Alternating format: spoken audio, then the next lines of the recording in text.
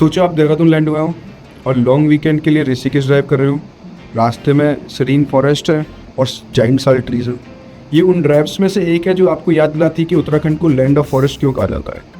अब आप इमेजिन करो कि इसी रोड को वाइड करने के लिए हज़ारों ट्रीज़ को कट कर दिया जाए।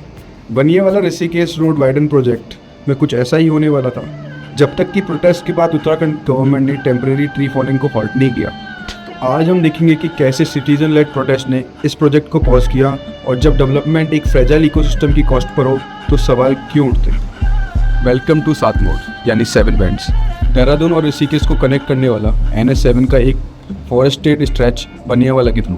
ये देहरादून को जॉली ग्रैंड एयरपोर्ट से ऋषिकेश तक का शॉर्टेस्ट रूट भी है। NHAI ने नियरली 20 किलोमीटर हाईवे को वाइडन करने के लिए 743 करोड़ का प्रोजेक्ट प्रपोज किया, लेकिन एक कैच है।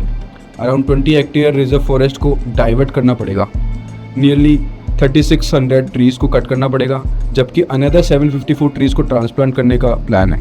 NHAI का कहना है कि वाइडनिंग ज़रूरी है क्योंकि टूरिज्म, एयरपोर्ट, कनेक्टिविटी और 4 धाम यात्रा की वजह से ट्रैफिक फ्यूचर में इंक्रीज होने वाला है। लेकिन ये कोई ऑर्डिनरी फॉरेस्ट नहीं है।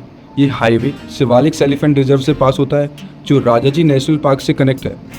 यहाँ elephant, deers, monkey and dozen of birds species मिलते हैं, और ये देहरादून के अराउंड बची हुई इंपॉर्टेंट ग्रीन बफर में से एक है। जब अर्ली जुलाई में ट्री फॉलिंग शुरू हुई तो रेसिडेंट्स, स्टूडेंट्स और एक्टिविस्ट 7 मोड पर गैदर हो गए। कुछ लोग चेनसो के सामने खड़े हो गए, कुछ ने ट्री को हक किया। उनका आर्ग्यूमेंट सिर्फ हज़ारों ट्रीज़ को कट करने के लिए नहीं था। सवाल ये था कि एक मैच्योर फॉरेस्ट को कहीं और सैपलिंग प्लांट करके एक्चुअली रिप्लेस किया जा सकता है। हरेला के आसपास प्रोटेस्ट और स्ट्रॉन्ग हो गए। हरेला उत्तराखंड का वो फेस्टिवल है जो ग्रीनरी और नेचर को सेलिब्रेट करता है। और जुलाई 18 को चीफ मिनिस्टर पुष्कर सिंह धामी ने अनाउंस किया कि ये ट्री फॉलिंग टेम्परेरी हॉल्ट की जाएगी, जब तक स्टेक होल्डर्स के साथ डिस्कशन नहीं हो जाता है। लेकिन सवाल यह है कि ये फॉरेस्ट इतने इंपॉर्टेंट क्यों है। उत्तराखंड एक हिमालयन स्टेट है जहाँ नियरली 45% लैंड फॉरेस्ट कवर के अंदर है।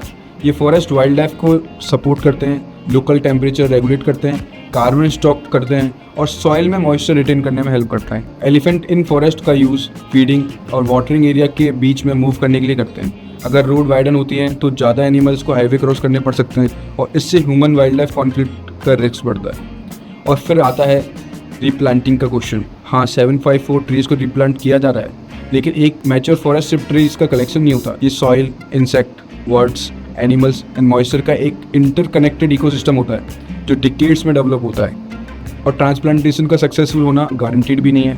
2022 में उत्तराखंड में मोर देन 2200 ट्रीज़ काटे गए, 900 से ज़्यादा ट्रीज़ ट्रांसप्लांट किए गए, लेकिन रिपोर्ट्स के अकॉर्डिंग मेजॉरिटी सर्वाइव ही नहीं कर पाए।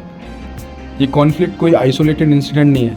उत्तराखंड के 2000 में फॉर्म होने के बाद reportedly 46,203 hectare forest land roads, mining और अदर डेवलपमेंट प्रोजेक्ट के लिए डाइवर्ट की जा चुकी है। इस डाइवर्जन का नियरली 47% देहरादून डिस्ट्रिक्ट में हुआ, जबकि देहरादून स्टेट के ज्योग्राफिकल एरिया का सिर्फ 6% है। साथ ही विंटर रेनफॉल डिक्लाइन हो रही है, जबकि मिनिमम टेम्परेचर राइज कर रहे हैं और रीजन ग्रेजुअली वार्मर और ड्रायर हो रहे हैं। और जब इसके साथ अनप्लान्ड कंस्ट्रक्शन और डिफॉरेस्टेशन ऐड हो जाए तो landslide, flooding and water stress की रिस्क भी इंक्रीज हो जाता है। उत्तराखंड को बेटर रूट चाहिए, कनेक्टिविटी चाहिए, डेवलपमेंट भी चाहिए, लेकिन सवाल ये है कि क्या हम डेवलपमेंट बिल्ड कर सकते हैं बिना उन फॉरेस्ट को डिस्ट्रॉय किए जो हमें प्रोटेक्ट कर रहे हैं।